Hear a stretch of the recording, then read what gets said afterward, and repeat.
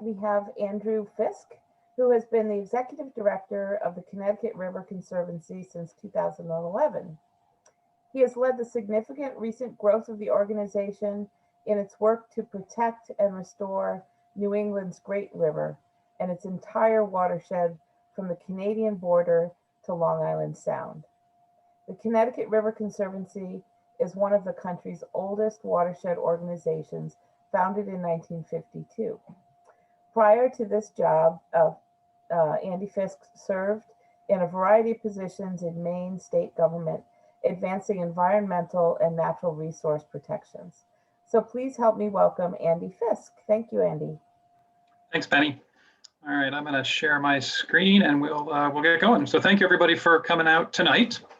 So what we're going to talk about is Sewers and Shad and the future of the Connecticut River, a topic that I am incredibly fortunate to spend my working days living in and loving. So tonight it's important to remember that our history and what we learn from our history certainly informs our future.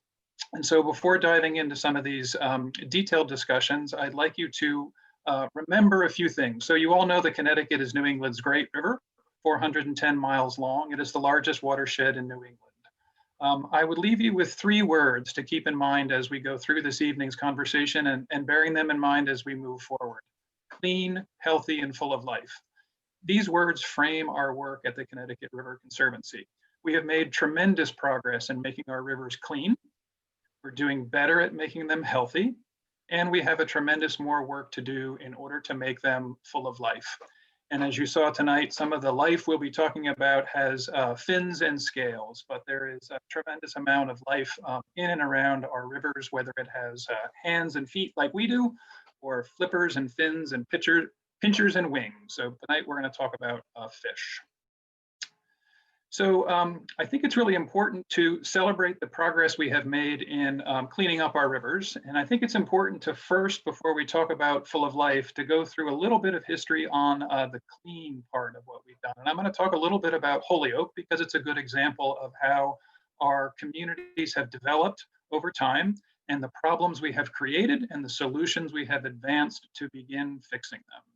And so I think the first thing that's important to remember is the Connecticut River obviously has done many, many things for thousands and thousands of years for our human communities.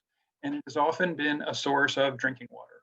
And so as Holyoke, as one city in the watershed, developed in the 19th century, and we began to develop indoor plumbing and have more advanced standards of living, we were using the Connecticut River as a drinking water source. This is an image from the mid to late 19th century, of an aqueduct that used to be established next to the Holyoke Dam. And so we were drawing water from the river and through this aqueduct, and there were reservoirs in the Lyman Street area of town. What we realized pretty quickly around the 1870s was that the other way we were using our river, which was a receptacle for our waste, whether that was litter, trash, debris, or human waste, was creating a problem. And this was common throughout the world, where we were taking water from the same place we were dumping our human waste.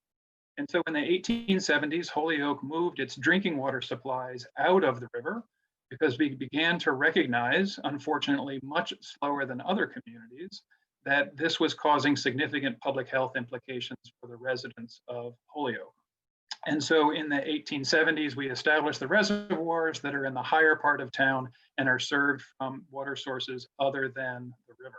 That was a significant advance. And so at that time, we realized, well, we've begun to figure out one part of the problem. However, we continued to look at our river and notice that it continued to be filthy. And so around that same time, we recognized that the solution was not just to bring dirty water into our homes for drinking, but that we needed to exercise innovations in public health and begun to treat the wastewater. And so I don't have specific information, and a big shout out to my father-in-law, Ernie Plummer, who's helped me with some of the records here in Holyoke. I don't have an indication in Holyoke when we began to create our sewer systems, but in general, in the late 19th century, as we developed indoor plumbing, we began to put pipes in the ground and to collect the wastewater from our homes and take it to treatment plants. It's important to know that the early stages of wastewater treatment in the United States and Holyoke in particular were very rudimentary. So you can imagine in the late 19th century, early 20th century, what was happening is human waste was being collected at a treatment plant. And really the only thing was happening was that wastewater was allowed to settle, and what was called floatables basically were taken out, and essentially filthy water continued to be discharged directly to the river. Happily, we developed new strategies and technologies, and wastewater treatment in the early 20th century became more sophisticated. And what you see here is an image from the early 20th century of one of the early innovations. We began to say, well, there's still a whole lot of gunk in this wastewater. How can we treat it better? And so we began adding chemicals in order to precipitate out more of the bad stuff. And that was a significant advancement in wastewater treatment. But what really began to advance clean water treatment, and again, at this point, we're thinking about public health and humans. We are trying to prevent disease and treating wastewater. What we began to advance, and now this is how the majority of wastewater treatment happens these days, is we recognize that there was very specific microorganisms that we could grow and cultivate, and wastewater treatment operators essentially became farmers of these very particular organisms, and we began biological treatment of human wastewater. And throughout the 20th century, beginning in the early 20th century up to the 20s, 30s, 40s, and 50s, we began to get more sophisticated in basically creating a giant set of pools with microorganisms that were digesting our human waste. And wastewater treatment became much more sophisticated and savvy. And we also began to realize that while we were removing more and more of the waste products, we understood that we were still discharging a lot of bacteria and viruses and bad stuff into our rivers. And so then we began disinfecting the wastewater treatment. And for years, that disinfection was largely based on chlorine. And so we were chlorinating the final stage of the effluent or treated wastewater before it hit our rivers. And so today, this idea of what is called activated sludge or biological treatment of wastewater is best practice. And we have made significant advancements in protecting human health. We are no longer besieged by those common diseases that were carried by poor or weakly treated wastewater. What we confront still, however, from our history of wastewater treatment is the fact that our infrastructure may not be maintained well enough, or there is inherent design in our infrastructure that still allows for sewage discharge in our rivers. So you can see beginning in the 1950s, when my organization was founded, citizens began to say, we still have problems and we need to significantly improve wastewater treatment, not just for public health, but in order for us to enjoy our rivers as places of recreation and solace, and also to think about those critters that are living in the river. This is an image from 1952 from the Hartford Current in Wethersfield Cove, Connecticut. And yes, you don't need to exercise too much imagination to know what is dripping off that paddle. This was a raw sewage discharge that happened relatively frequently when plants malfunctioned. And whenever I see this image, I hope that gentleman had really good balance standing up in his boat.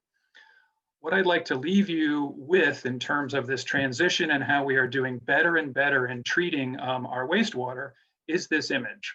So imagine we have to figure out what to do with all this wastewater that it leaves our homes.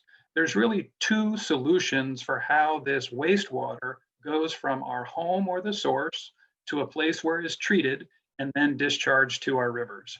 This is really the most significant issue that we face today in how we continue to make clean water. So on the left-hand side here, you see a combined sewer structure, and then on the right side, you see a separate sewer. So in a combined sewer, which is Holyoke's setup, both stormwater runoff that goes down the drains and the roads and wastewater from homes is all collected in the same pipe and sent to the wastewater treatment plant. However, when it rains, that system is overwhelmed. And you can see here in the lower left that I'm circling with my cursor, when there is too much water entering those pipes, it is designed to overflow so that the wastewater treatment plant is not damaged. And so here in Holyoke, multiple times a year when it rains, we still have rainwater and untreated sewage discharging into our rivers. And this is a long-term, decades-long change that we need to make in our rivers in order to stop the continued discharge of polluted water. There are separate systems that also contribute stormwater that is not sufficiently treated. Some communities, their storm drains are disconnected or don't collect the wastewater from homes, and that stormwater during events discharges directly into our rivers. And you can imagine the things that run off of parking lots and lawns and the like. And so this decision on how we put all these pipes in the ground beginning a century ago is now our legacy of how we have to continue to work to eliminate discharges to our river that will continue to protect public health. But again, these clean water initiatives are now being driven towards how we make the river a happy place for us to recreate and for that river to support healthy populations of fish.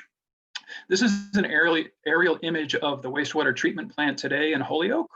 And I just leave you this image to know that we have made significant investments in the technology for how we are treating the wastewater when it makes it to the treatment plant. But there are still instances when that water doesn't make it here and continues to discharge directly into our rivers. We owe a great debt of thanks to the environmentalists that work in these wastewater treatment plants. They are committed professionals and they are tremendously innovative, and they have a deep passion for making our rivers cleaner. And I always say, if you've not visited your treatment plant or met someone who works there, please do. They are true environmentalists that warrant our praise and support. So we can see that wastewater treatment technology has advanced significantly, and we now are at the point where our rivers are clean. And this is a beautiful image of the Connecticut River up in Fairleigh, Vermont. And I present this image because it's important for you to think about when you see a beautiful scene, what don't you see, right? And I would leave you with the thought that what you don't see is the ecological abundance that could be in this river system. Our river systems do not support the amount of life that they could. The next objective is to continue to treat our wastewater so that it makes the water not just clean, but it makes it healthy. And we provide healthy habitat for the critters that live in our rivers so that we can make them full of life. So let's talk about these migratory fish. And I did talk about Sewers and Shad, but I want to talk about all the migratory fish that are in our river. And I want to convince you, if you don't know them, that you have some new friends. And so what is really unique about migratory fish is how they have adapted. So we know that there's about 32 to 35,000 species of fish in the world. Less than 1% of them are migratory. The technical word is diadromous. And what that means is these fish have evolved so that they live part of their life in the ocean and part of their life in freshwater. Now imagine yourself as being diadromous, right? So as a human, the analogy would be you would be able to live in an oxygen-rich environment like we do today, and you would also be able to live in an environment that was dominated by, for example, CO2 or carbon dioxide. And your body would be able to switch between which of those environments it could live in. It is a remarkable evolutionary adaptation. And I would offer that you think about these fish both in terms of empathy and also respect. And so when you go back to high school biology, if you remember that, one of the ways that fish stay alive is they have in their cells, they have pumps. And those pumps maintain the osmotic pressure. And basically that just means they're moving salt back and forth so that their cells continue to function appropriately. Diadromous or migratory fish can turn its cell pumps in either direction, depending on which environment it is living in. And that is a very, very unique adaptation. And these fish have probably evolved in this way because there is an opportunity that they have taken advantage of, depending on which part of their life they are living in which of these ecosystems.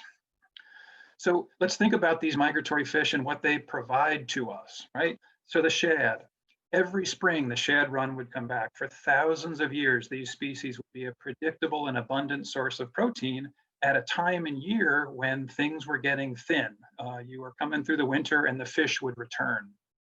These species provide a really important link between the ocean and freshwater river systems, and the two systems have evolved together. The forests in northern Vermont and New Hampshire rely on these migratory fish species. They have evolved together. These migratory species also allow us to easily find other fish that we like to eat. We love cod, for example.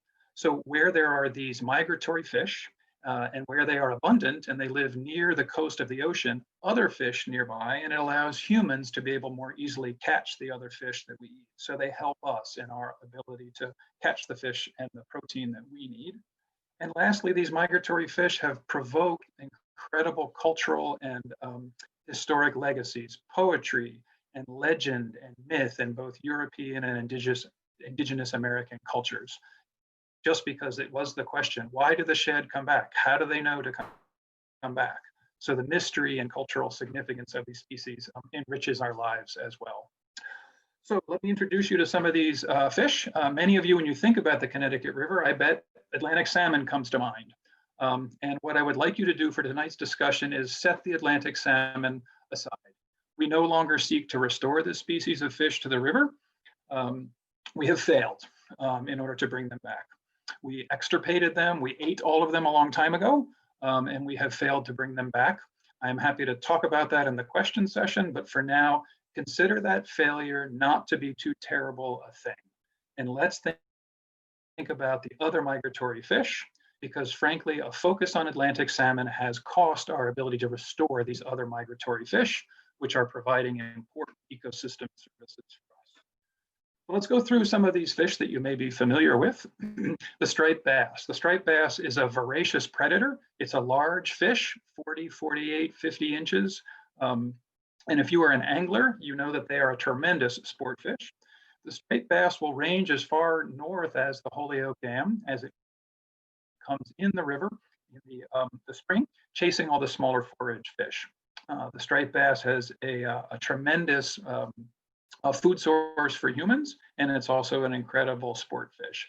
It's unique amongst the migratory fish in that it's able to quickly move between salt and fresh water. So it navigates both the estuary and the lower Connecticut River and swims up and back and is able to have those pumps switch back and forth very quickly, unlike the other migratory fish. The Atlantic sturgeon. So this fish is unique in that it has not evolved significantly for tens of millions of years. This fish was swimming around when there were dinosaurs. It doesn't have scales, it has plates. It's a fish that lives along the bottom of the river, and it has a really interesting articulated mouth that comes out, and it forages along the bottom, eating shellfish and bugs and other things in the sediments. This Atlantic sturgeon as an adult is 6, 8, 9 feet long. It is an enormous fish. And we thought we had completely extirpated these as well. For about 20 years at the early 20th, late 19th century, the caviar fishery in about 20 years decimated the sturgeon populations. I'm happy to report that we know that there are at least 2 Atlantic sturgeon that are native to the Connecticut River that have been frankly hiding out. Nobody knows where. And at least these 2 have been rearing a family. And unknown to biologists for years, we think that there may be an opportunity for the Atlantic sturgeon population in the Connecticut. And again, each river system in sturgeon has its own distinct population. That's another unique feature of these migratory fish. They are river-specific pools of genes, and you can tell a Hudson River sturgeon from a Connecticut River sturgeon. We are lucky to have another species of sturgeon in the Connecticut, the shortnose. And so this guy is only about 2 to 3 feet long. And this short-nosed sturgeon actually uses much more of the river. It will range as far north as Turner's Falls or maybe farther north. This is federally endangered because there are enough of them that we can count. They are in the hundreds in this river system, and they have been able to hang on for well over 150 years since development of dams, because we have a population that congregates right below the Holyoke Dam. So they like the spot below the Holyoke Dam north of Jones Ferry. And then there's a couple other congregating spots, including one in Turner's Falls, where last year there was approximately 80 to 90 of these short-nosed sturgeon congregating in the spring, and we believe spawning. And so the short-nosed sturgeon has really been able to hang on despite its ability to move from the estuary up to Turner's Falls, frankly been blocked for well over 150 years by the Holyoke Dam. But there is good news that I will talk about a little bit later. So here's an image, and if you've been on the river, you may have actually seen this, sturgeon leap. And I think a really interesting, fun part of a sturgeon's life cycle is the fact that it leaps. Biologists don't really know why they do this. Perhaps they're trying to get bugs off of them by jumping up in the air. Perhaps they're doing this to finish spawning. But some biologists or WAGs have said, well, they're just doing it because it's fun. So I like to think about an Atlantic sturgeon or a short-nosed sturgeon leaping for joy in its much healthier Connecticut River. The American shad. So many folks know this species from the shad runs in the spring. The shad really, I think, has been our iconic species in this river. This is the fish that had the most abundance. And so the shad is a species of fish that will live 4 to 5 years in the ocean, and in the spring will return, and it will swim up almost to Bellows Falls, which historically has been the reach of the river that this shad had migrated to. It was able to ascend all the waterfalls until it got to Bellows Falls, Vermont, seeking out quiet, soft bottom areas for it to spawn. And so as the shad moves upriver, it is spawning as it travels north. What we know about the shad populations today is that there's less of them. And we also know that fewer of them are able to have multiple families. A healthy population of shad, 1 in 3 of them should be able to have multiple families. They should come to the river, have a family, go back to the ocean, and come back another year. These fish are stressed, and so now only about 5 to 8% of them will have multiple families. And that's because it is too much work for them to be able to get from the ocean to available spawning habitat because of the impediments of dams and other structures that we have built. The river herring. The river herring, there's 2 species of fish, the alewife and the blueback herring. These are in the same genus as the shad. They're not as tasty. The alewife is a fish that will come into the river system early in the spring from the ocean, as it too seeks to find quiet water, lakes, and portions of streams that are quiet to raise its family. It comes in first. The alewife really doesn't care for Massachusetts that much. There's really only one stream in Massachusetts at the alewife that we know of where there were historical runs. So Connecticut, in good years, is teeming with alewives. But in the last number of years, we have seen significant declines in those populations as well. The blueback herring is almost identical looking to the alewife when they're small. The blueback herring will actually travel to almost up to Bellows Falls, Vermont, and it likes to be able to spawn in the main stem river system. And so the blueback herring is one of those species of fish that striped bass love to munch on, and when it's in the ocean, it is also a forage fish for larger predator fish. So it's, excuse me, it's sort of in the middle of the food chain doing its job. All right, 2 more migratory friends that you may not think about as much, that don't get as much press, that I would love you to think about more. The American eel. So the American eel is a migratory fish like the others, but its life cycle is exactly the opposite. So this American eel you see here, it's 2 to 3 feet long. It is between 20 and 30 years old. And it has been living throughout the Connecticut River watershed, and it could actually have been as far north as the Canadian border. And so this fish made it from the ocean as a small eel and would use the entire extent of the Connecticut River watershed. And it would spend its life in a small stream, a stream small enough that you could jump across.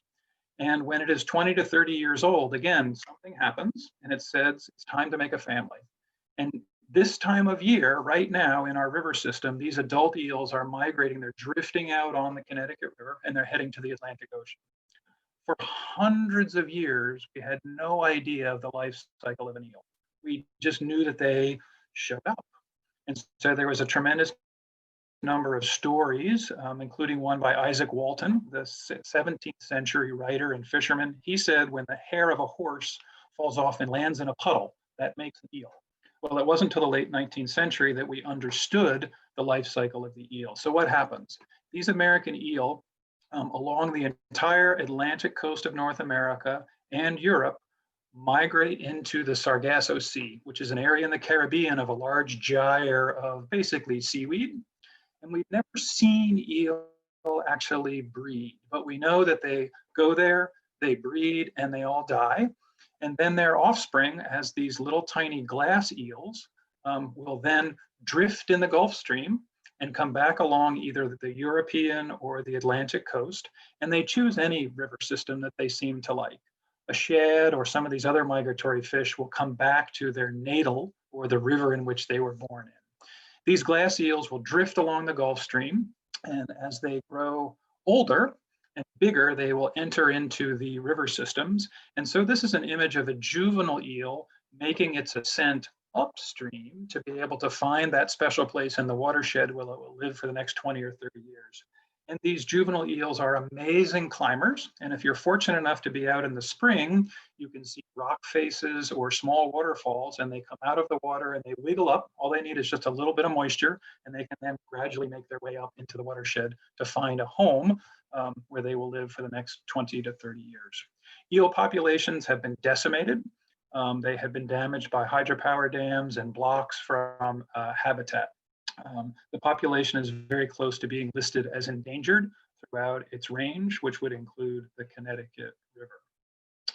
And so this is one of the two fish that I call, they're like the Rodney Dangerfield of fish. They don't get enough respect, right? And so here I'm going to challenge you to love the least charismatic of these migratory fish in the Connecticut River, the sea lamprey.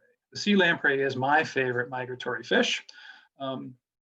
Yes, it is that fish. It is an ancient fish. It is not an eel. It doesn't have a hinged mouth. It has, as you may know, this really nasty round circular mouth. And as an adult in the ocean, it lives off the bodily fluids of other fish. Not the best job. I wouldn't want it, but nonetheless, this is what it does. And so for a couple of years as an adult, it's attached to other fish in the ocean, and it too has that signal to come home and make a family. And so the sea lamprey in the spring is like the shad and the alewife and the river herring. It is migrating up the Connecticut River as an adult. And here's what I would like you to do. Remember, respect and empathy. All right. Here's the both respect and empathy charge to you. So a sea lamprey in the spring is swimming upriver. It's dying.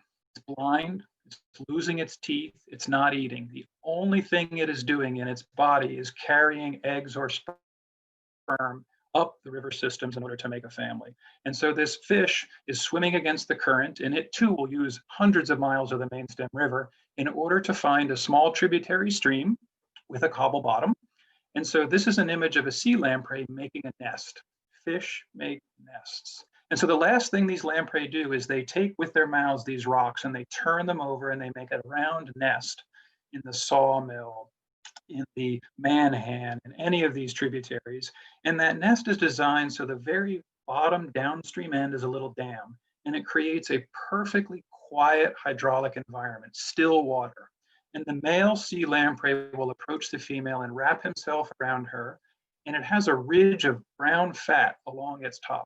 And it actually digests that brown fat to warm the female, and he releases his eggs, she releases her sperm, and they broadcast spawn, and the germinated babies land in the bottom of that dam in the nest. And then after a little bit of time, they're called ammocetes. They're little wiggly sea lamprey. They leave the nest and they go down to the end of that stream where they find a soft bottom mud sediment. And that little ammocete wiggles its way in, and for years it is a filter feeder in the tributary or the sediment-rich entrances of these small tributaries. And it's a filter feeder feeding on leaves and other detritus. And after 3 or 4 years, it then will transform into a miniature sea lamprey and migrate out to the ocean. All of the adult lamprey, when they spawn, die. And herein is an example of our freshwater ecosystems could not survive without those dead lamprey or out those dead shad after they spawn, because the nutrients in their bodies are critical to these freshwater ecosystems. And so that makes those ecosystems flourish. The other really amazing thing about the lamprey And herein is an amazing aspect of migratory fish. Those little baby lamprey for years are putting out pheromones. And a pheromone is a biological compound at incredibly small concentrations. So imagine this baby lamprey 150 miles away from Long Island Sound, right? It's putting out these pheromones into the water for years. And these pheromones at concentrations of parts per gazillion enter Long Island Sound. An adult sea lamprey can smell them. And that sea lamprey in the ocean picks a river to enter by the number of pheromones that it can smell from that little baby ammoset hundreds of miles away. And so that chemical signal is part of their evolutionary life cycle. And so I'm happy to say that here in the Connecticut River, we have moved past hating these lamprey, and we are actually working to be able to restore the populations of sea lamprey so that they too are abundant. Let me walk you through briefly some trends. I said that there's not enough of these fish. I'm showing you here a chart that shows from 1970 to about 2019, the number of fish that we have counted at the Holyoke Dam. That's the first place on the river where we can find out how many fish have come from the ocean in the spring.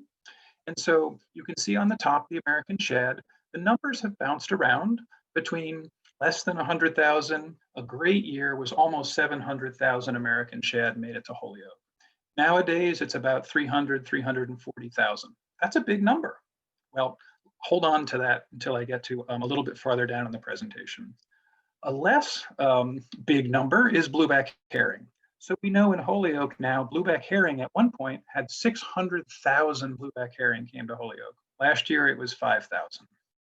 Now, many of them have decided they didn't want to come to Massachusetts, and there's more of them south than Connecticut, but there are clearly no longer the same numbers that we have seen of the blueback herring. And so let's hold that image for a moment. All right. So what I'd like you to do is understand how fish pass dams, right? And there's one really bad joke in this presentation. What does a fish say when it swims into a wall? Dam. All right, we got that bad joke over with. All right, so this is a schematic of Holyoke, Massachusetts to Turners Falls, Massachusetts to Vernon, right? And so we have management expectations for when fish come to a dam, they should get by that dam in order to get farther upriver to get to available habitat. So when you have a group of fish coming to Holyoke, Massachusetts, we expect that half of them should be able to pass. And that half of that group of fish, should then make it past Turners Falls, Massachusetts, and half of those fish should then make it past Vernon, Vermont. So you know when you have a large number and you cut it in half successively, you're going to get progressively smaller numbers. Oh, sorry about that. All right. I'm going backwards. Sorry. All right, excuse me. Here's what actually happens, right?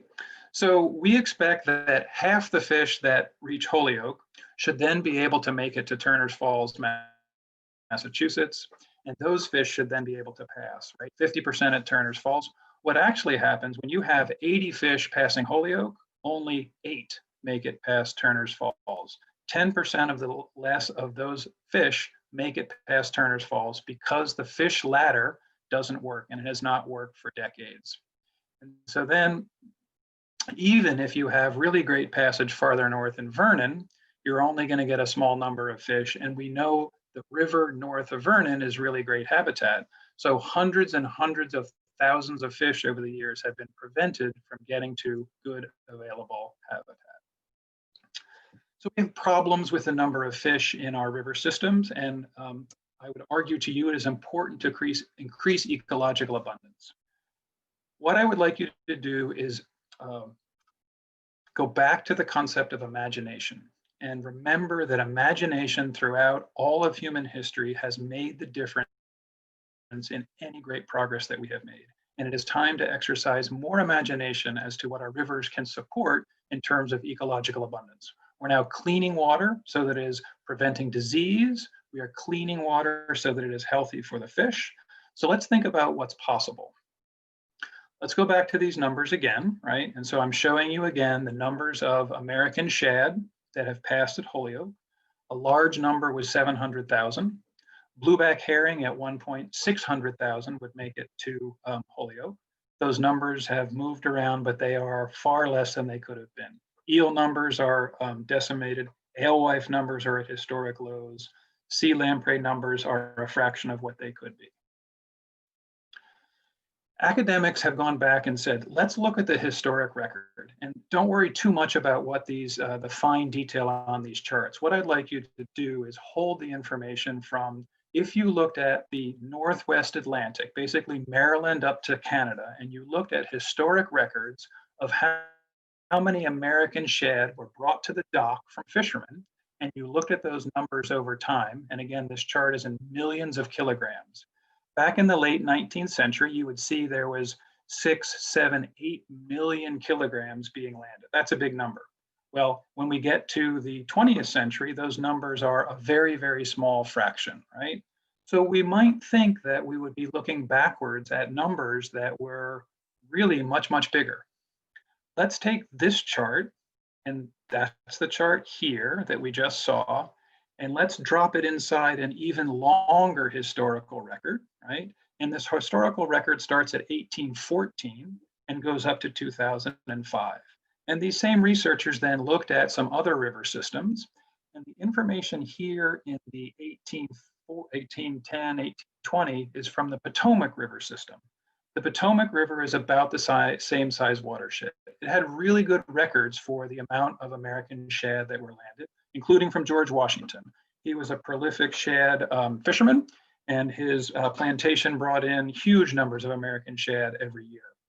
All right, and so we look backwards there, we see that the Potomac River system supported 50 million kilograms of American shad. Herein is the point.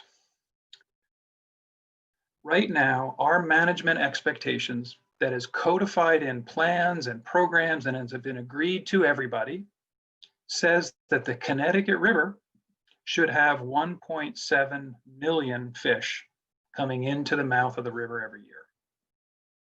If we translate this chart here, we know that the Potomac River supported 20 million fish when you translate the weight into fish. So in George Washington's time, the Potomac River saw runs of 20 million American shad. Today, our expectation for the Connecticut should be exactly the same, but it's not. It's 1.7 million. And I would leave you with that is a failure of our imagination. And what we have to do is strive much harder in order to be able to bring back this ecological abundance. So what do? The first thing we have to do is confront the climate crisis, right? And we can talk a little bit about what's going to happen and has happened in this watershed as a result of a changed climate.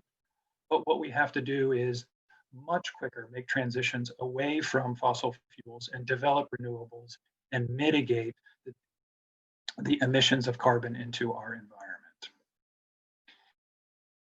The other thing that we need to do is create regulations. I'm showing you a chart here that is a tremendous success story. You remember the striped bass that I talked about? So this chart, again, don't worry too much about the details on it. If you look back here in the 1980s, this was the landings in terms of millions of pounds of striped bass. Really not many fish at all here in the 1980s. What did we do? We imposed regulations and we imposed catch sizes and said, you can only take a striped bass of this size. You can't take one that's that big. And what happened? The population rebounded. So regulation of our ocean and river harvesting can make a difference. What else can we do? This is an image of the Holyoke Dam. Holyoke Gas and Electric, as a result of its license to operate, has made an astonishing improvement to the fish passage at Holyoke Gas and Electric. And it's very difficult to show you how this works because it's all behind the river. But I will just leave you with this portion of the dam. And if you go there in the spring, you will notice that there is water coming out of this part of the dam right next to the viewing area that walks and talks very differently. This was a multi-million-dollar improvement that now allows for those short-nosed sturgeon, who typically had a very hard time getting past Holyoke's dam for over 150 years. they now are safely able to be lifted up in a flume of water and come down a water slide and land in an aerated pool, when before, and folks know that that cement apron there at the mouth of the dam, very often fish that would go over the dam would have too many instances of a splat.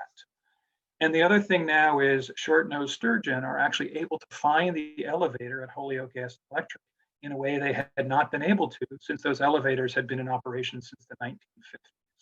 So since the middle 19th century, short-nosed sturgeon have had a very difficult time, and engineering and patience and focus has made this dam much more friendly to those short-nosed sturgeon. What else do we have to do? Remove dams. There are thousands of dams throughout the New England watershed. My organization removes derelict, deadbeat dams that are no longer serving any purpose. Removing these dams reconnects habitat for these migratory fish and other resident fish species, and it makes our communities safer from flooding. We will see more rainfall, we will see more catastrophic flooding, and the more of these old dams we remove, the safer our communities will be. The other thing we can do is upgrade road crossings. So if you've never looked at a culvert that is sitting underneath a road, more often than not, it will look like this. And what you see here is a little tiny waterfall, and that little tiny waterfall is impossible for fish to make it through, right? And so when this was a stream, that fish was able to continue moving up into the river system. And so what we are looking to do in the tens of thousands of road crossings that are blocking fish is making them bigger. And by making them bigger, and allowing them to have a flat bottom and allow for the stream to flow directly through that culvert allows for those fish to be able to move up and down the river. And these culverts are bigger and they are less likely to wash out in storm events, and they are much more resilient as we are living in a changed climate. And then of course, what do? We plant trees, right? And so New England has returned to a forested state, but there are so many opportunities for us to plant more trees along our riverbanks to create healthy habitat. Our organization plants between 10 and 15,000 trees every year along riverbanks throughout the watershed. So the last thing I will leave you with in terms of what you can do, let's go back to imagination. It is important. This is a really, really important question for a number of reasons. Remember that rivers and surface water and all the fish and critters that live in them belong to all of us. They are a common public trust resource, and so we have an obligation as stewards to care for them, and it is a public trust resource, and you own them. You have a place at the table. Your ability to say what you want for your river and to exercise your imagination will make the difference, and it is in fact what has introduced all of the changes and improvements as we have moved from clean to healthy, and hopefully then to full of life. So keep this question in mind. Remember clean, healthy, full of life. And I will also leave it with you that I hope the sea lamprey is now your new favorite migratory fish.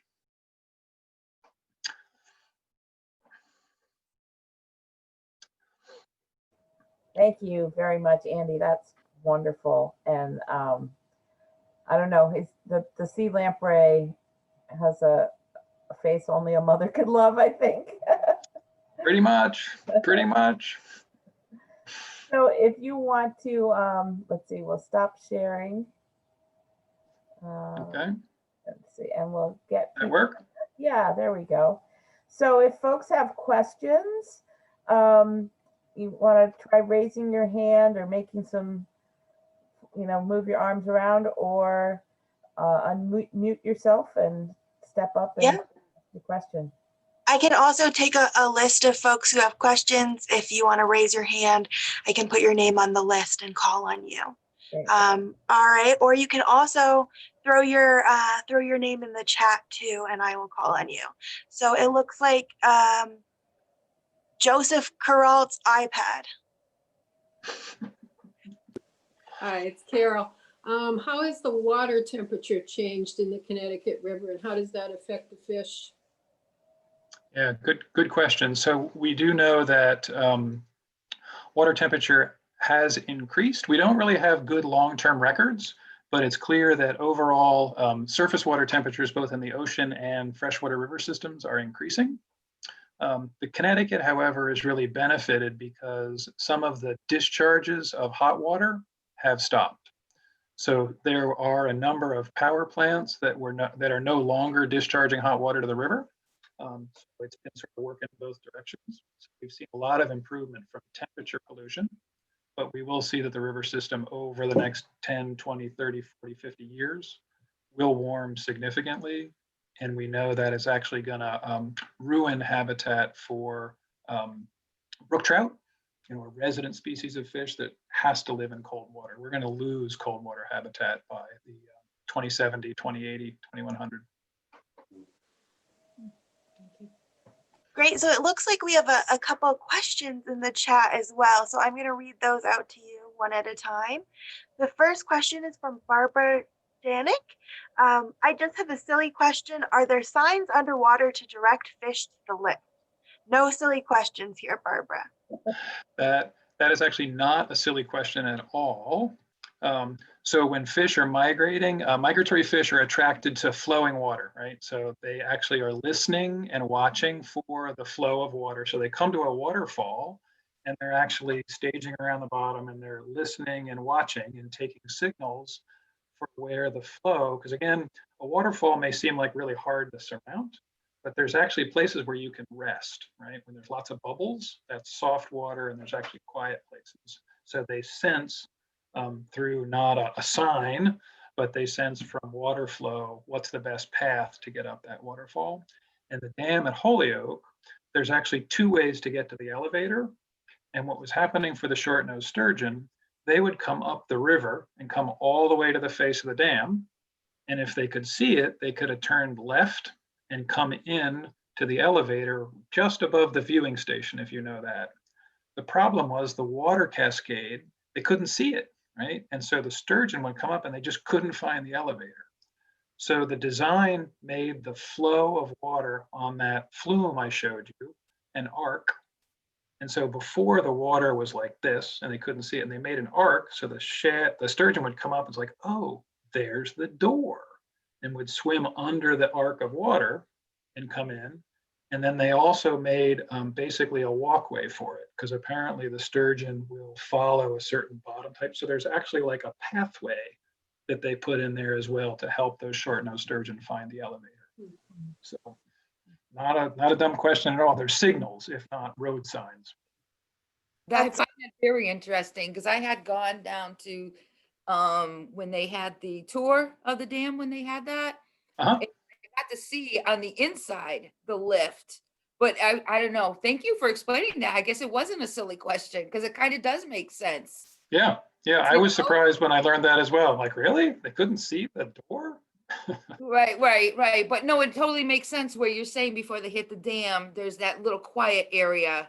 And they're either going, oh, do we go over or do we? So that, Yep. Thank you. That was good. Yeah, thank you.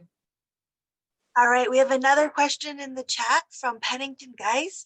If the owner of a dam wants to take it down, does your organization help navigate the federal regulatory process? Yes. So again, there's thousands of dams throughout New England. And so it's really two different answers. So if the dam is generating electricity, that is more complicated for it to be pulled out because it has a federal license. But many of the dams, they were generating, mill power and paddle wheels. Those don't have a federal license, and that's really just a state permit, and that's easier. And yes, my organization does do that. We have removed 21 dams. We did 4 last year, 3 this year, and we plan on doing 13 more. And our job is to, we get people that call us all the time, frequently landowners that buy a property or want to sell it. The realtor will say, you should take that dam out because it's a liability for flood hazard. So we are able to raise the money, do the design, do the permitting, hire the contractors in order to do that project because they really wouldn't happen otherwise. And so, yes, we do also help find the funding. This year, we're processing about $2.2 million in these types of restoration projects just this field season for 7 of these type of restoration projects. So that's our job, is to find the funding. So happy to talk. My email is available if you want to talk specifically about a project. Great. I have a question, Brianne. Yeah, go ahead. So last year we had a seal come up the Connecticut River. Did he come back this year or she come back?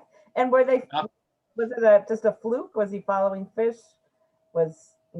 Yeah, not that I heard, and yes, definitely following fish. So they think that he was an orphan and didn't really have guidance, and yeah, saw a whole lot of fish heading up because they were, the problem was that the elevator wasn't lifting because of flows or temperature.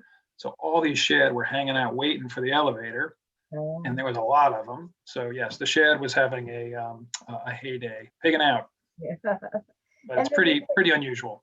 The other question is there any way to like farm sturgeon or farm any of these fish, or because they're the salt and fresh water that's really kind of a impossible thing? Right, so I'm not aware of, certainly you can rear sturgeon, are reared in hatcheries. There's not a commercial aquaculture industry around those. So most aquaculture are predominantly ocean fish. All right. Do we have any more questions? Because I have a couple questions, but I don't want to take up all the time. All right, I'm going to ask one of my questions then. I have a question about the combined sewer overflows. Sure. I know that some of the towns, you mentioned Holyoke, I believe also Chicopee and Springfield, still use those older combined sewer systems. I know that that's the EPA wants those to be eliminated and that there's a little bit of funding available, but I know it's a longer process. Do you know where towns locally are in the process? Like what is the timeline for eliminating those from outputting into the Connecticut River? Sure. So yes, a majority of the communities along the Connecticut River, Connecticut, Massachusetts, Vermont, New Hampshire, had combined sewers. It was very common in New England. So the good news is a number of communities have completely eliminated these combined sewer overflows. But yes, the larger communities, Holyoke, Chicopee, Springfield, have a long way to go to slowly figure out how you resolve this question. And so Holyoke has just signed a consent agreement with the EPA to map out its plan. But these are 20, 30 plus year plans. And so it's really important for all of us to be really patient and know that these are hundreds of millions of dollars. So the communities are at different places. And the solution really has been to say, what we're going to do is build really big underground storage tanks. So all that extra water, instead of sending it to the river, we just hold it underground and slowly meter it into the treatment plant. And so that basically means there's the tunnel project. So in Hartford, if you drive south of Hartford on 91, you'll see the wastewater treatment plant, and you'll see a whole lot of equipment, and you'll actually see one of those conveyor belts pushing dirt out. There is a 4-mile tunnel, 30 feet high, being dug underneath the city of Hartford that will store all the extra runoff and slowly meter it into the treatment plant so it's not discharged. That's a solution, but it takes a long time. So patience, and the federal government needs to invest more in infrastructure. So does the Commonwealth of Massachusetts, because communities like Holyoke can't afford this tab on our own rates. So we have to have a lot more investment in our infrastructure. We got to push. We can't be satisfied with this, but we have to be patient and persistent. Thank you so much. We have another question in the chat from Mary Moriarty. Why did you say Right. the fish lift has failed for years in regard to the shad? So yeah, I was talking about the fish ladder at Turner's Falls. And so the ladder there is essentially an artificial waterfall. It's not an elevator like in Holyoke. Holyoke works really well because it's an elevator. You get an easy ride up. The structure of the 2 fish ladders in Turner's Falls are not set up to support shad passage. for a variety of reasons, some of which I don't really understand. But the shad can't get into the ladder. And then when they get into the ladder, they fall back. So they get up in there and they're like, I don't like this, or it's too much work, and they fall backwards. And so at Turner's Falls, we need to install elevators, and that's going to happen in the next 5 to 10 years. As elevators will be installed there, and we'll see a lot more of those fish making it past Turner's Falls and then past Vernon, and that's going to have a huge impact on population rebound. Great, thank you. And another question from Mary Moriarty again. Do we have new numbers in regard to sturgeon getting over the dam? Yeah, good question. So the first year that those improvements were made, there was I think almost 100 sturgeon found the elevator and were sent on their way up to Turner's Falls. I actually forget the number this year, but it was a lot fewer. And the sturgeon will migrate, will come to the elevator all the way through the summer. But I think, and I'd have to double check, 20 or 30 this year, far fewer this year made it to the elevator and up.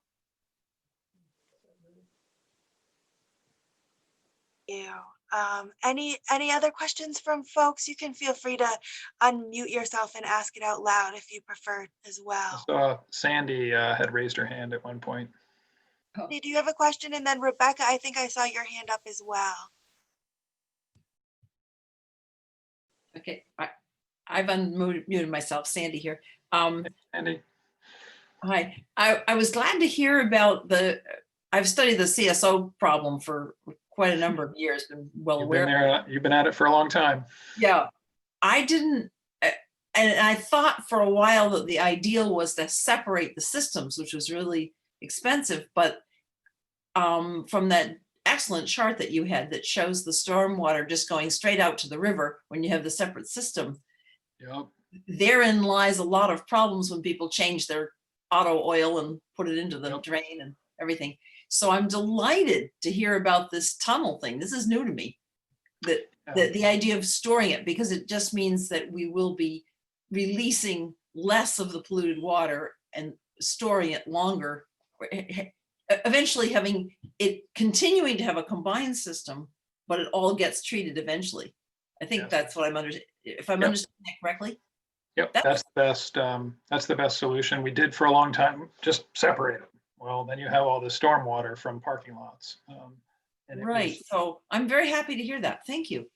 Yeah, I think it was Bangor, Maine, when they were working on this. The superintendent of the wastewater facility there says, well, why don't we just make really big square pipes and size them? I mean, we're digging them up anyway. And so they just made really big underground conduits. Said, we'll just hold on to the water. And so it was a little bit of a eureka moment, because there was this sort of rush to be able to separate. We didn't think enough about it. Yeah. Well, I know that when you think about stormwater, stormwater is the most important pollutant of water. It's not discharge from municipal treatment plants. It's not industries. It's us. It's stormwater and parking lots and lawns and dog poop, etc. That's what's causing the impairments now. That brings up a point not mentioned here, that one of the things we were involved in was trying to get rain gardens, rain barrels, changing more permeable driveways in Holyoke. So, and changing from most of our old houses, the flow from the roof went down pipes that went into the sewer. And then I think that's illegal, but to go around and change all that plumbing and be sure that the water flows out on your yard somewhere and not going into the sewer is trying to absorb it in the soils locally.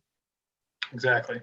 So you're solving the problem before it creates one. Solving the problem there. So that's when my education started, when, probably a decade or more ago, when the city was giving us free rain barrels to try to, why was that? And then from there, we learned about the whole other system.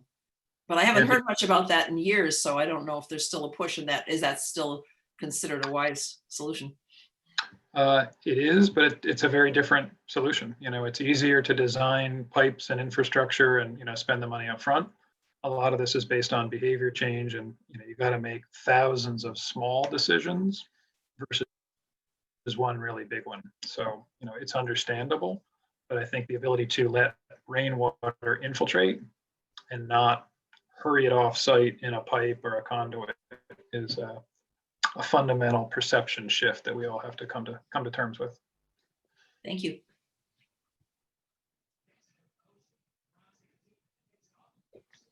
Hi, can you hear me? Yep. I can hear you. Okay, hi. Thank you for your work, first of all. Very, very informative and impressive. And I love that you are taking down the old dams.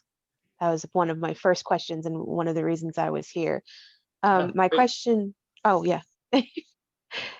My question for you is about the rainwater coming down with the oils and things like that. In both systems, doesn't things like oil, car motor oil and antifreeze and things like that kill off the activated sludge? Like how do you deal with those sort of plume point. killers? Yeah, and that goes back to the really talented wastewater treatment operators. So at the plant, and you know, the joke is if you are a drinking water professional and a wastewater professional, the wastewater professionals are like, drinking water, you guys got it so easy. You know, the water's always the same. You do the same thing. Wastewater, like every day, there's something different coming down the pipe, right? Volume, concentration, metals. And so they're really very good at understanding how to keep those biological communities going. And they're very specific critters that they want to keep going. If you have the wrong critters, they're going to digest everything, but then it's going to burp and overflow. And so they do a really good job of keeping really hardy microbes going so that they can withstand some of these inputs. But you can have, you know, if there's a spill in a industrial facility that's connected to a sewer, you know, accidents happen. That can wipe out a treatment plant, and they got to start all over. They got to rebuild their, you know, they call it sludge. They're microorganisms, you know, they're really great microorganism farmers there. So it's a challenge. I've recently heard new insight about nuclear power plants and the wastewater being, I mean, the activated water or the cooling tanks. That there's one shut down near Springfield in 1995. And with the current administration lowering the necessity of checking on these, has there been a problem with nuclear leakage or seepage into the Connecticut? Is anybody looking into that? Yeah, so there were a number of nuclear power stations along the river. So there was one in Haddam, Connecticut, and then there was one up here in Western Massachusetts, and then there was one in Vernon, Vermont. And so the major impact to the river from those facilities was hot water, because they would discharge their cooling water. And so when you paddled by the discharge in Haddam, Connecticut, in a canoe, you could feel the hot water through the bottom of the boat. The issue in Vernon was there have been impacts of tritium, which is radioactive water. It's a byproduct of the nuclear energy generation. So there were leaks in the underground piping of low levels of tritium that never hit health levels. So that's pretty common given the piping and the way these facilities are built, particularly at their later, at the end of their life, you do see tritium impacts, but at pretty low levels. There was concern about cesium, but that's from atmospheric explosion of nuclear testing and weapons. There's cesium in fish all over the world from nuclear testing. Unfortunately, yeah. Yes. The race to build it higher, bomb it, and get it up into the upper stratosphere. I understand. Okay, thank you very much. Those are all my questions. Yeah, thanks for coming. Thanks for your interest. All right, do we have any other questions from folks in our audience. I'm seeing a couple of you are leaving, so I am gonna say thank you to Andy for joining us. But if we do have a couple more questions, do you have a couple more minutes to answer questions for folks? Sure. Yeah. Thank you, everybody, for coming out. Appreciate your interest and loving your river. Great, thank you. All right, any more questions? You can raise your hand or throw it in the chat and I'll call on you.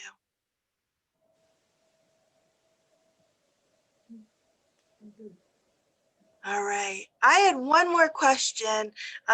We talked a little bit about, you mentioned the biggest threat to Connecticut River right now is the pollution that's the sort of runoff. And I think we learned in school it's called non-point pollution. It's not from the pipe from the industrial waste, but it's like the runoff in the stormwater. How is that regulated and monitored in Western Mass going into the river? Yeah, good question. So if you think about stormwater runoff, that's a better word. Non-point, kind of wonky.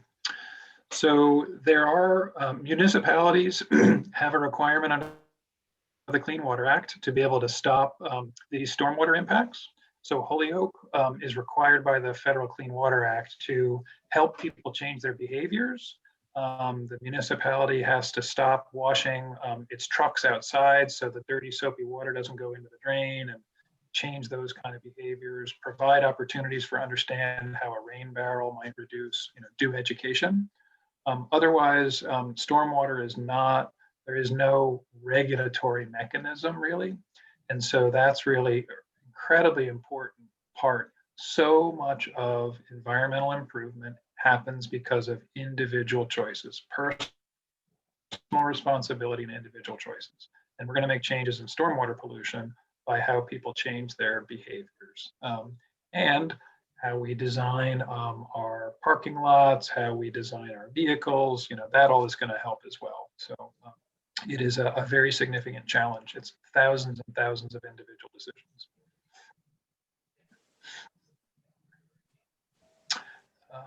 Great, thank you so much. Brianne, I have one more question too, talking about farm runoff and such.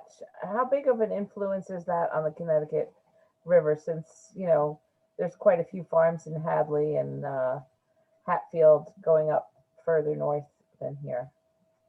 Yeah, so I think that yes, the Connecticut has amazing agricultural soils, Connecticut, Mass, Vermont, New Hampshire.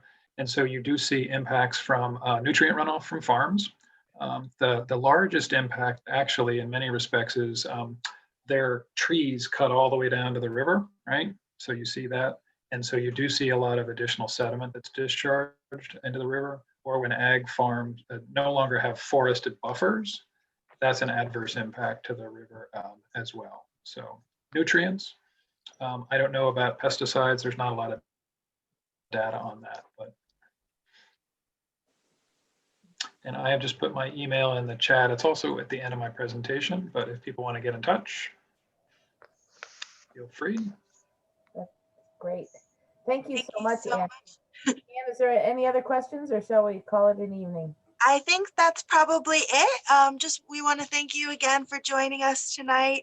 And thanks to everyone for asking such thoughtful questions. I really enjoyed the conversation and the presentation. And I learned a lot about you all from the questions you asked as well.